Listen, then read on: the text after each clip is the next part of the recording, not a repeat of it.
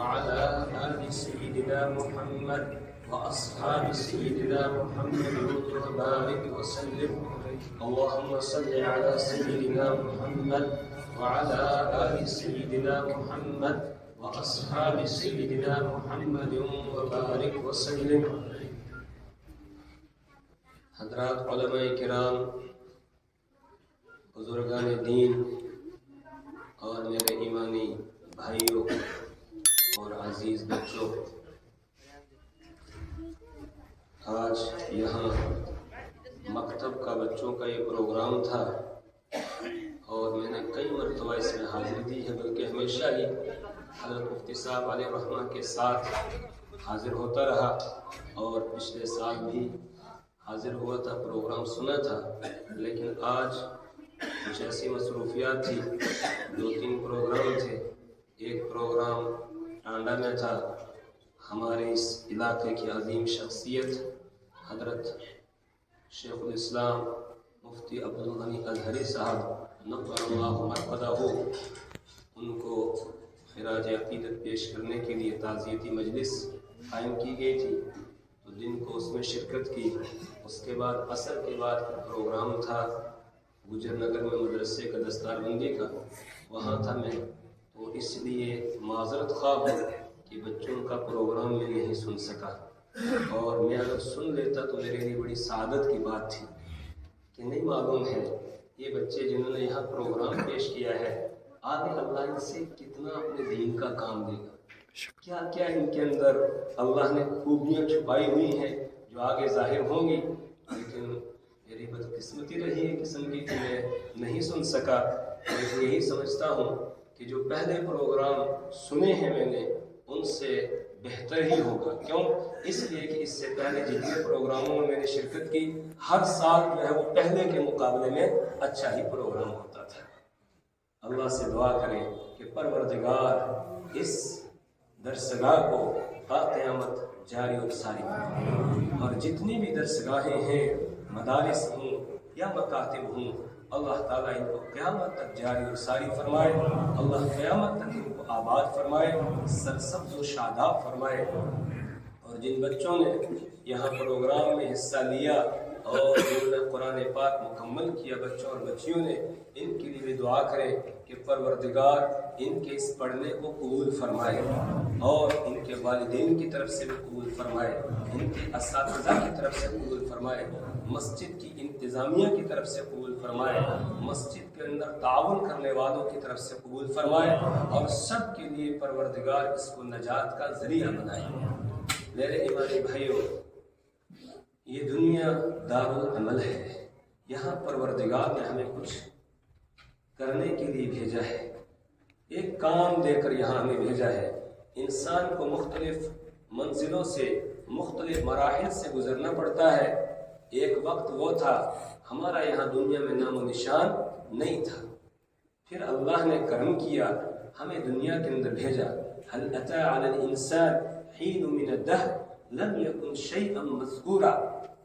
انسان پر ایک وقت ایسا گزرتا ہے کہ جس وقت میں وہ قابل ذکر کوئی چیز نہیں ہوتا ہے، پھر اس دنیا میں آ گیا. اب دنیا میں بھی اس کو ہمیشہ نہیں رہنا ہے، بلکہ یہاں سے منتقل ہونا ہے، یہاں سے جانا ہے. باقی قومیں ہیں، ان کا نظریہ تو یہ ہے بس یہی دنیا کی زندگی ہے، ان ہی الا حیات الدنیا نموت و نحیا، کہ ہم اسی دنیا کی زندگی میں جیتے ہیں اور مرتے ہیں بس. وما نحن بمبعوثین، ہمیں دوبارہ زندہ نہیں کیا جائے گا، دوبارہ نہیں اٹھایا جائے گا. بلکہ وہ کہتے کہ جب ہماری ہڈیاں گل کر سڑ کر بالکل جو ہے راکھ ہو جائیں گی، مٹی کے ساتھ مل جائیں گی، مٹی کے ذرات بکھر جائیں گے، پھر کون ان کو دوبارہ زندہ کرے گا؟ من یحیی العظام وہی رمیم، جب ہڈیاں بوسیدہ ہو جائیں گی پھر ان کو کون دوبارہ زندہ کرے گا؟ اور جب ان سے کہا جاتا مرنے کے بعد دوبارہ زندہ ہونا ہے، کہتے اذا متنا وکنا ترابا ذلک رجع بعید، کیا جب ہم مر جائیں گے، ہم مٹی ہو جائیں گے اور اس کے بعد پھر دوبارہ ہمیں اٹھایا جائے گا؟ ذالک رجع بعید، یہ تو دور کا لوٹنا ہے، کون دوبارہ لوٹائے گا؟ بس یہی دنیا کی زندگی ہے. اس لیے وہ جیتے ہیں اسی دنیا کی زندگی کے لیے. لیکن ایک مومن کا نظریہ اور عقیدہ یہ ہے کہ وہ اس دنیا کے اندر ایک منزل طے کرتا ہے، اس کے بعد آگے اور منزلیں ہیں، یہاں سے منتقل ہو کے وہاں جاتا ہے، ختم نہیں ہوتا ہے کہ آپ اس کے بعد بالکل ہی ختم ہو گیا آگے کچھ نہیں، بلکہ یہاں سے آگے منتقل ہو کر ایک اور منزل ہے، اس کے بعد پھر ایک اور منزل ہے، دنیا دار العمل ہے، یہ کام کی جگہ ہے، اس کے بعد آگے عالم برزخ ہے، جتنے ہمارے آبا و اجداد آج تک دنیا سے جا چکے ہیں وہ سب کے سب عالم برزخ میں ہے، عالم برزخ کے بعد پھر آگے عالم آخرت ہے۔ دنیا کے اندر اللہ نے ہمیں ایک کام کے لیے بھیجا، ایک کام دیا، اور جو یہاں اس کام کو کرے گا آگے عالم برزخ میں اس کو آرام ملے گا، اور جس کو وہاں آرام مل گیا پھر عالم آخرت میں اس کو انعام ملے گا، اس کو انعام سے نوازا جائے گا۔ آج یہاں ان بچوں کو ہم نے تکمیل قرآن پر انہوں نے قرآن پاک کے الفاظ پڑھ کر اور اس کو پڑھنا سیکھ لیا، کچھ الفاظ انہوں نے زبانی یاد کر لی، کچھ صورتیں زبانی یاد کر لی، اور چیزیں انہوں نے حاصل کی ہے، ان کو انعام دیا گیا یہاں پر۔ اصل انعام تو پروردگار وہاں پر دے گا ان کو، لیکن شرط یہ ہے جو انہوں نے پڑھا ہے اس کے اوپر عمل کرنا ہے۔ کیوں؟ اس لیے کہ دنیا ہے دار العمل، جو یہاں کام کرے گا آگے وہ آرام کرے گا، اور جو وہاں آرام کرے گا اس کو پھر آگے انعام سے نوازا جائے گا۔ تو آج ہم اپنے مقصد کو بھول گئے ہیں، اسی مقصد کی یاد دہانی کے لیے، ایک تو بچوں کی حوصلہ افزائی کے لیے اور اسی کی یاد دہانی کے لیے یہ مجلسیں قائم کی جاتی ہیں، تاکہ ہم اپنے کام کو سمجھیں اور اس کام کے اندر ہم لگ جائیں۔ کام کیا ہے؟ یا ایھا الذین آمنوا قوا انفسکم واہلیکم نارا، اے ایمان والو، قوا، تم اپنے آپ کو بچاؤ، انفسکم، اپنے آپ کو، اپنی جانوں کو بچاؤ، واہلیکم، اور اپنے اہل و عیال کو بچاؤ، کس چیز سے؟ نارن، آگ سے۔ کون سی آگ؟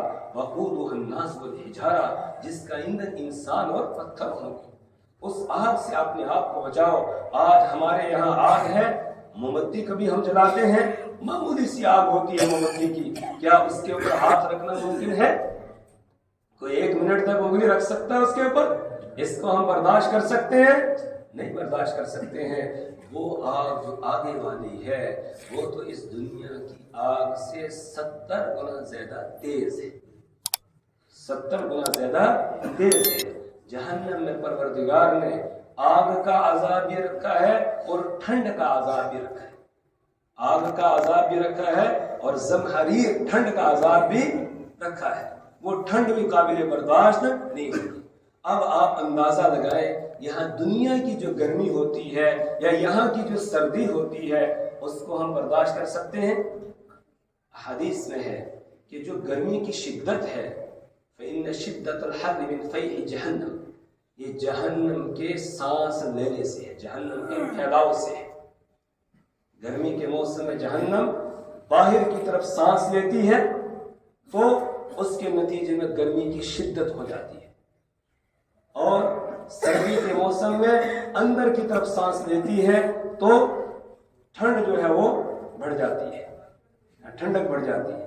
تو یہاں کی ٹھنڈ اور گرمی ہم برداشت نہیں کر سکتے ہیں، تو وہاں کی گرمی جو ہوگی، اللہم احفظنا، اس کا یہاں اندازہ ہی نہیں لگایا جا سکتا ہے۔ اگر جہنم کی آگ کا ایک انگارہ اس دنیا میں ڈال دیا جائے تو دنیا کو جلا کر راکھ کر دے گا اللہ۔ تو جس انسان کو اس میں ڈالا جائے گا اور پھر اسی سے اس آگ کو جلایا جائے گا، اس کا کیا بنے گا؟ اس آگ سے بچاؤ کا سامان کرنے کے لیے ہمیں یہاں کہا جا رہا ہے، یا ایھا الذین آمنو، اے وہ لوگو جو ایمان لائے ہو، جو اللہ کو اپنا مالک اور خالق سمجھتے ہیں، جو اللہ کو اپنا رزاق سمجھتے ہیں، اللہ کو اپنا پروردگار سمجھتے ہیں، ان سے بات ہو رہی ہے کہ تم بچاؤ اپنے آپ کو، انفسکم، اپنے آپ کو، واہلیکم، اور اپنے اہل و عیال کو، نارن، آگ سے، وقودها الناس والحجارہ، اس آگ سے جس کا ایندھن انسان اور پتھر ہوں گے۔ میرے ایمانی بھائیوں، اس آگ سے بچاؤ کا سامان یہی ہے کہ ہم اپنی زندگی کا رخ موڑ لیں محمد عربی صلی اللہ علیہ وسلم کی طرف۔ اللہ نے ہمیں زندگی کے لیے ایک نمونہ دے دیا، ایک امام دے دیا، اور یہ بتایا کہ تمہاری زندگی اگر اس امام کی زندگی کے مطابق ہوگی اور ایک نمونہ دیا، اگر تمہاری زندگی اس نمونے کے مطابق ہوگی جو میں نے تمہارے لیے بھیجا ہے تو پھر تم کامیاب ہو جاؤ گے، پھر آگ سے بچ جاؤ گے۔ اور اگر ایسا نہیں کیا تو پھر اللہ اکبر، ایسا شخص جس نے دنیا میں اپنی من مانی کی زندگی بسر کر لی، یہ نہیں دیکھا میرے رب کا حکم کیا ہے، یہ اس نے نہیں دیکھا میرے نبی صلی اللہ علیہ وسلم کا طریقہ کیا ہے، تو من مانی کی زندگی اس نے بسر کی یہاں دنیا کے اندر، رب کو نہیں مانا، پروردگار کو نہیں مانا، تو پھر وہاں آگے کی جو زندگی ہوگی اس کو وہ اللہ کی چاہت کے مطابق گزارنی پڑے گی۔ وہاں اللہ دیکھے گا کہ اس نے کیسے زندگی بسر کی ہے، جو میں نے نمونہ دیا تھا اس نمونے کے مطابق اس نے زندگی بسر کی یا نہیں کی ہے۔ اگر ویسے بسر کی ہوگی پھر کامیاب، اور اگر ویسے بسر نہیں کی ہے پھر جہنم کی گہری کھائی ہے، اس میں ڈال دیا جائے گا۔ اللہم احفظنا، اللہ ہماری اس سے حفاظت فرمائے۔ اپنے آپ کو بچانا ہے اور اپنے اہل و عیال کو بچانا ہے، صرف خود نیک بن جانا یہ کافی نہیں ہے، اپنے گھر والوں کی بھی فکر کرنی ہے، بیوی ہے، بچے ہیں، بھائی ہیں، بہن ہیں، ان سب کی فکر کرنی ہے اور ان کو بھی بچانے کی کوشش کرنی ہے۔ یہاں دنیا کے اندر ہم دیکھتے ہیں اگر آگ جل رہی ہو، ہمارا بچہ دوڑ کر ادھر جاتا ہے تو ہم بے قرار ہو جاتے ہیں کہ نہیں؟ فوراً ہم دوڑتے ہیں اور جا کر بچے کو پکڑتے ہیں، بچہ چھوٹنا چاہتا ہے لیکن پھر بھی جانے دیں گے ہم اس کو؟ بار بار تھپڑ لگائیں گے، اس کو بٹھائیں گے، اس کو پیچھے کرتے ہیں کہ نہیں ایسا؟ جی روکتے ہیں۔ لیکن جو بچہ ہمارا اللہ کے حکموں کی نافرمانی کر رہا ہے، رسول پاک صلی اللہ علیہ وسلم کے طریقوں کو اختیار نہیں کر رہا ہے، ان کو اپنا امام نہیں بنا رہا ہے، تو اس کے بارے میں ہم سوچتے ہیں، نماز پڑھنے کے لیے خود آ جائیں گے، جوان بیٹا گھر میں ہوتا ہے، اس کو جگاتے ہیں، سوچتے ہیں اس کی نیند خراب ہو جائے گی، حالانکہ اس وقت سو کر وہ جہنم کے انگاروں کا سودا کر رہا ہوتا ہے، اپنے لیے جہنم کی آگ کو جلا رہا ہوتا ہے، اور اس میں وہ جلے گا۔ تو کبھی فکر کی ہم نے؟ نہیں فکر کرتے۔ کیوں؟ اس لیے کہ اصل میں وہ آگ ہمارے سامنے نہیں ہے، اور ایمان اسی کا نام ہے کہ بغیر دیکھے ہی ماننا ہے۔ کیوں؟ اللہ نے اپنی کتاب میں بتایا اور اس نے ہمیں بتایا ہے جو دیکھ کر آیا ہے، اس نے ہمیں بتایا جو دیکھ کر آیا ہے۔ اللہ نے اپنے پیارے رسول صلی اللہ علیہ وسلم کو معراج پر بلایا اور جنت کی بھی سیر کرائی اور جہنم کے مناظر بھی دکھائے، وہ دیکھ کر آئے اور پھر انہوں نے ہمیں بتایا ہے۔ جب انہوں نے بتایا ہے اب ہمارے لیے لازم ہے کہ ہم اس کو مانیں اور اپنی زندگی کا رخ بدل دیں۔ اگر نہیں بدلا تو قیامت کے دن پھر وَيَوْمَ يَعَضُّ الظَّالِمُ عَلَى يَدَيْهِ يَقُولُ يَا لَيْتَنِي اتَّخَذْتُ مَعَ الرَّسُولِ سَبِيلًا وَيَوْمَ يَعَضُّ الظَّالِمُ عَلَى يَدَيْهِ، ظالم انسان جس نے دنیا میں اللہ کی نافرمانی کی، اللہ کے حکموں کو توڑا، اللہ کے پیارے رسول صلی اللہ علیہ وسلم کے طریقوں کی طرف کوئی توجہ نہیں دی، اپنی منمانی کی زندگی بسر کرتا رہا، یہ انسان قیامت کے دن اپنے ہاتھوں کو چبائے گا، چباتے چباتے یہاں تک چبا دے گا اور افسوس کا اظہار کرے گا، لیکن وہاں افسوس کرنا کچھ بھی کہاں نہیں آئے گا۔ وَيَوْمَ يَعَضُّ الظَّالِمُ عَلَى يَدَيْهِ يَقُولُ يَا لَيْتَنِي اتَّخَذْتُ مَعَ الرَّسُولِ سَبِيلًا، اس دن ظالم انسان اپنے ہاتھ کو کاٹ کاٹ کر کھائے گا اور کہے گا یا لیتا اتخذت مع الرسول سبیلا، ہائے کاش میں نے رسول پاک صلی اللہ علیہ وسلم کے ساتھ دوستی لگائی ہوتی، ان کے راستے کو میں نے اختیار کیا ہوتا، ان کے طریقے پر میں چلا ہوتا، میں نے اپنی زندگی کو اس طریقے کے مطابق ڈھالا ہوتا، آج مجھے پھر یہ منظر نہ دیکھنا پڑتا، آج مجھے جہنم میں نہ جلنا پڑتا۔ اس وقت افسوس کرے گا یا ویلتا لیتنی لم اتخذ فلانا خلیلا، ہائے کاش میں نے فلانے کے ساتھ دوستی نہ لگائی ہوتی، میں نے کسی یہودی کو، کسی عیسائی کو، کسی اور غیر کو اپنے لیے، کسی فاسق اور فاجر کو اپنے لیے میں نے نمونہ اور آئیڈیل نہ بنایا ہوتا تو آج میرا یہ حال نہ ہوتا۔ وہاں افسوس کرے گا، کاٹے گا، اپنے ہاتھوں کو چبائے گا، لیکن کچھ بھی کام نہیں آئے گا۔ آج ہمیں اللہ نے یہاں موقع دیا ہے، اس لیے میرے ایمانی بھائیوں، مومن تبھی مومن ہے جب وہ پورے دین پر چلے۔ افتؤمنون ببعض الکتاب وتکفرون ببعض، یہ آدھا تیتر آدھا بٹیر چلنے والا نہیں ہے۔ جو اچھے لگے ان کو مان لے اور جو حکم اچھا نہ لگے تو اس کو چھوڑ دے۔ یہ آدھا تیتر آدھا بٹیر چلنے والا نہیں ہے۔ وہاں تو حکم ہے یا ایھا الذین آمنوا ادخلوا فی السلم کافہ، اے ایمان والو تم اسلام میں پورے داخل ہو جاؤ۔ اور پورے داخل ہونے کے لیے کیا ہے؟ اسلام کے جتنے شعبے ہیں ان تمام شعبوں کو ہمیں اپنانا ہوگا، ان تمام شعبوں کو لے کر چلنا ہوگا، تب ہم ایک مومن اور مسلمان کہلائیں گے، ورنہ دعویٰ ہے لیکن دلیل ہمارے پاس نہیں ہوگی۔ دعوے کے بغیر دلیل کے بغیر دعویٰ ہوگا۔ سارے شعبوں کو لے کے چلنا ہے۔ سب سے پہلے نمبر پر ایمانیات، پھر عبادات، اس کے بعد پھر معاملات، اس کے بعد معاشرت، اخلاقیات، یہ 5 بڑے شعبے ہیں۔ سب سے پہلے نمبر پر کیا ہے؟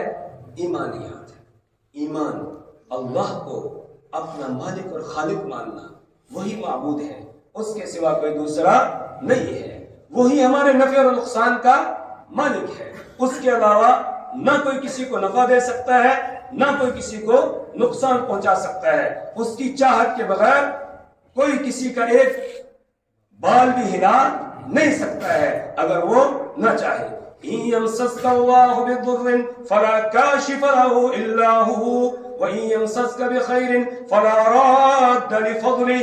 إن يمسسك الله بضر، اگر اللہ تعالیٰ تمہیں کوئی نقصان پہنچانا چاہے، فلا کاشف له الا هو، تو اللہ کے علاوہ کوئی اس کو ہٹانے والا نہیں ہے۔ وَإِن يُرِدْكَ بِخَيْرٍ فَلَا رَادَّ لِفَضْلِهِ، اور اگر وہ تمہیں کوئی بھلائی پہنچانا چاہے، فَلَا رَادَّ لِفَضْلِهِ، تو اس کے فضل کو کوئی واپس لوٹانے والا نہیں ہے، کوئی روک نہیں سکتا۔ وہ کسی کو نفع دینا چاہے اور ساری دنیا کے انسان مل جائے، اس کو نفع کو روکنے پر کوئی روک نہیں سکتا ہے۔